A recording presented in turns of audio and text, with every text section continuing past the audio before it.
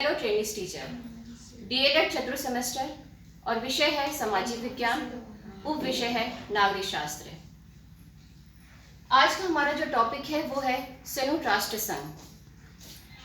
संयुक्त राष्ट्र संघ के संबंध में हम इस वीडियो के माध्यम से जानेंगे कि संयुक्त राष्ट्र संघ की स्थापना कब हुई, संयुक्त राष्ट्र संघ की स्थापना के उद्देश्य क्या हैं, संयुक्त राष्ट्र संघ के अंग कौन कौन से हैं और उन अंगों के क्या कार्य हैं। इसके बारे में हम विस्तार से चर्चा करेंगे।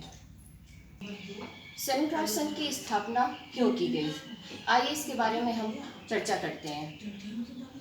संयुक्त राष्ट्र संघ की स्थापना के संबंध में कहा गया है कि प्रथम विश्व युद्ध की समाप्ति के बाद जब लीग ऑफ नेशंस का गठन किया गया तो उसका उद्देश्य यही था कि दोबारा विश्व युद्ध ना हो, लेकिन लीग ऑफ नेशन अपने उद्देश्य में असफल रहा। परिणाम ये हुआ कि 1939 में दूसरा विश्व युद्ध आरंभ हो गया और ये युद्ध 1945 तक चला।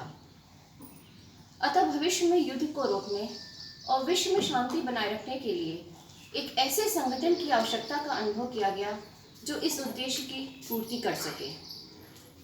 फलस्वरूप विश्व के सभी राष्ट्रों ने मिलकर आपस में विचार विमर्श किया और एक संघ के निर्माण की आवश्यकता के लिए प्रस्ताव प्रस्तुत किया। फलस्वरूप 24 अक्टूबर 1945 को संयुक्त राष्ट्र संघ की स्थापना की गई। संयुक्त राष्ट्र संघ के कार्यों और उद्देश्यों को लेकर एक घोषणा पत्र भी तैयार किया गया। इस घोषणा पत्र पर 51 सदस्य राष्ट्रों ने हस्ताक्षर किए। उस समय इसके सदस्य राष्ट्रों की संख्या 51 थी। वर्तमान में संयुक्त राष्ट्र संघ के सदस्यों की संख्या 193 है और इसका मुख्यालय न्यूयॉर्क में स्थित है। संयुक्त राष्ट्र संघ किस उद्देश्य के लिए बना था, ये तो आप समझ ही गए हैं कि विश्व में शांति व्यवस्था बनाए रखने के लिए इस संगठन की स्थापना की गई थी। जैसा कि इसके उद्देश्य को हम जरा एक नज़र देख लें। संयुक्त राष्ट्र संघ के उद्देश्य हैं अंतर्राष्ट्रीय शांति व सुरक्षा बनाए रखना, यानी कि विश्व स्तर पर कहीं पे भी कोई विवाद है, किसी प्रकार का मतभेद है, तो ये मंच एक ऐसा मंच है जहाँ पे लोग अपने विवादों को, अपनी समस्याओं को रख सकते हैं। तो इसका उद्देश्य है अंतर्राष्ट्रीय शांति व सुरक्षा बनाए रखना, राष्ट्रों के बीच मैत्रीपूर्ण संबंधों को बढ़ावा देना। अगर आपस में कहीं भी वैचारिक मतभेद होते हैं तो ये मंच में आप अपनी बात रखकर अपने संबंधों को बढ़ा सकते हैं। पारस्परिक मतभेदों को शांतिपूर्ण ढंग से सुलझाना, इसके साथ ही अंतर्राष्ट्रीय आर्थिक, सामाजिक एवं मानवीय समस्याओं को सुलझाने में सहयोग देना। कई तरीके की समस्याएं आती है, चाहे वो पोषण को लेकर हो, शिक्षा को लेकर हो, स्वास्थ्य को, या कई सामाजिक समस्याओं से कई कमजोर और दुर्बल राष्ट्र होते हैं। उन समस्याओं को सुलझाने में भी संयुक्त राष्ट्र संघ की महत्वपूर्ण भूमिका होती है। इसके साथ ही समस्त मानव जाति के अधिकारों का सम्मान करना। जैसे कि आप जानते हैं कि हम प्रतिवर्ष 10 दिसंबर को मानवाधिकारों दिवस मनाते हैं, उसकी घोषणा की गई है। तो संयुक्त राष्ट्र संघ के माध्यम से ही हम मानवाधिकारों के प्रति सचेत होते हैं और उन अधिकारों का सम्मान और उसकी सुरक्षा करते हैं। तो ये हमारे संयुक्त राष्ट्र संघ के उद्देश्य हैं। अब हम आगे बात करेंगे कि संयुक्त राष्ट्र संघ के अंग कौन कौन से हैं और उन अंगों के कार्य क्या हैं।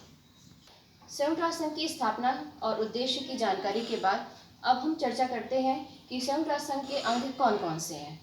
संयुक्त राष्ट्र संघ के 6 अंग हैं। आइए इस पर एक नज़र डालते हैं कि वो 6 अंग कौन कौन से हैं। महासभा इसका पहला, दूसरा अंग सुरक्षा परिषद, तीसरा आर्थिक एवं सामाजिक परिषद, चौथा संरक्षण परिषद, पांचवा अंतर्राष्ट्रीय न्यायालय और छठा सचिवालय। अब हम इसके पहले अंग के बारे में बात करते हैं। संयुक्त राष्ट्र संघ का पहला अंग है महासभा, जिसे हम जनरल असेंबली भी कहते हैं। इसके बारे में हम थोड़ा सा जानकारी देंगे कि महासभा क्या है और इसके क्या कार्य हैं। जैसा कि संयुक्त राष्ट्र संघ के सभी सदस्य महासभा के सदस्य होते हैं। इसके जितने भी सदस्य होंगे वो महासभा के सदस्य कहे जाएंगे और प्रत्येक सदस्य राष्ट्र को अपने 5 प्रतिनिधि भेजने का अधिकार होता है। लेकिन महत्वपूर्ण बात यह है कि जब भी निर्णायक मतदान होता है तो प्रत्येक सदस्य राष्ट्र के का केवल एक ही मत मान्य होता है, यानी एक ही मत माना जाता है। यदि उसके 5 प्रतिनिधि हैं भी तो मतदान के समय केवल एक मत को ही स्वीकार किया जाता है। महासभा में एक अध्यक्ष और एक उपाध्यक्ष होता है। महासभा अपना अधिवेशन वर्ष में एक बार अवश्य करती है। महासभा का जो कार्य है वो अंतर्राष्ट्रीय समस्याओं पर विचार विमर्श करना, अपना सलाह देना और उन मतभेदों को सुलझाने के लिए अपना पक्ष रखती है। संयुक्त राष्ट्र संघ का जो दूसरा महत्वपूर्ण अंग है वो है सुरक्षा परिषद। ये सबसे महत्वपूर्ण अंग माना जाता है संयुक्त राष्ट्र संघ का, क्योंकि इसका उद्देश्य ही यही है कि विश्व में शांति बनाए रखना। सुरक्षा परिषद के जो सदस्य होते हैं वो 15 होते हैं, जिसमें 5 स्थायी सदस्य होते हैं और 10 अस्थायी सदस्य।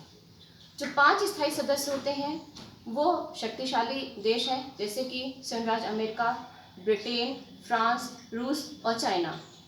शेष 10 अस्थायी सदस्यों का चुनाव महासभा करती है, जो 2 वर्ष के लिए करती है। सुरक्षा परिषद का, जैसे हमने बताया, कि मुख्य कार्य है विश्व शांति बनाए रखना। किसी भी 2 देशों के बीच अगर कोई मतभेद होता है या विवाद होता है तो सुरक्षा परिषद के ये जो स्थायी सदस्य हैं उस पर अपना निर्णय देती है। लेकिन एक महत्वपूर्ण शक्ति इन 5 सदस्यों को प्राप्त है, वह है वीटो पावर, जिसे हम निषेधाधिकार भी कहते हैं। आइए जाने कि वीटो पावर है क्या। अगर कोई विवाद होता है तो इन 5 सदस्यों को निर्णय देने के लिए अपनी सहमति आवश्यक होती है। यदि इन 5 सदस्यों में से कोई भी एक स्थायी सदस्य अपने निर्णय देने में अस्वीकृति करता है तो वो निर्णय रद्द हो जाता है, उस निर्णय को माना नहीं जाता। सुरक्षा परिषद संयुक्त राष्ट्र संघ का एक महत्वपूर्ण अंग है और उन महत्वपूर्ण अंगों में जो इसके 5 स्थायी सदस्य हैं वो अपने वीटो पावर का इस्तेमाल करके किसी भी नियम या किसी भी निर्णय को बदल सकते हैं, या किसी भी निर्णय लेने पर इन 5 स्थायी सदस्यों की सहमति आवश्यक हो जाती है। संयुक्त राष्ट्र संघ का तीसरा अंग है आर्थिक एवं सामाजिक परिषद। आर्थिक एवं सामाजिक परिषद की स्थापना का उद्देश्य है अंतर्राष्ट्रीय आर्थिक, सामाजिक एवं स्वास्थ्य संबंधी समस्याओं का समाधान करना। इस परिषद का मुख्य कार्य है आर्थिक एवं सामाजिक रूप से पिछड़े हुए राष्ट्रों को आर्थिक एवं सामाजिक प्रगति में सहायता देना है। इसके 54 सदस्य होते हैं और इसके 54 सदस्यों की नियुक्ति महासभा करती है और इनका कार्यकाल 3 वर्ष का होता है। ये मानवाधिकारों के प्रति सचेत होती है, जैसे कि बताया कि 10 दिसंबर को हम मानवाधिकार दिवस भी मनाते हैं। तो ये परिषद का कार्य यही है कि आर्थिक एवं सामाजिक रूप से जो पिछड़े हुए राष्ट्र हैं उनको आगे बढ़ने में सहयोग देना और उनकी सहायता करना। संयुक्त राष्ट्र संघ का जो चौथा अंग है वो है संरक्षण परिषद। संरक्षण परिषद जो है कमजोर एवं पिछड़े राष्ट्रों को सहायता प्रदान करती है, उनको सुरक्षा देती है। पर अब 1994 से इस परिषद का कार्य स्थगित है। अब हम आगे चलते हैं। संयुक्त राष्ट्र संघ का जो छठा अंग है वो है सचिवालय। सचिवालय ये इसका प्रधान महासचिव होता है। इसका कार्यकाल 5 वर्ष के लिए होता है और महासचिव की नियुक्ति महासभा करती है। सचिवालय का जो प्रधान जो इसका महासचिव होता है वो संयुक्त राष्ट्र संघ के समस्त कार्यों की रिपोर्ट प्रतिवर्ष महासभा में प्रस्तुत करता है। जैसे कि हम वर्तमान में देखते हैं कि जो महासचिव हैं बदलते रहते हैं। इस समय वर्तमान में एंटोनियो गुटेरेस हैं और इन्होंने जनवरी में अपना कार्यभार संभाला है और ये 5 वर्ष तक कार्य करेंगे। 5 वर्ष के पश्चात महासचिव का कार्यकाल समाप्त होगा और नए महासचिव की नियुक्ति की जाएगी। इसका जो छठा अंग है वो है अंतर्राष्ट्रीय न्यायालय।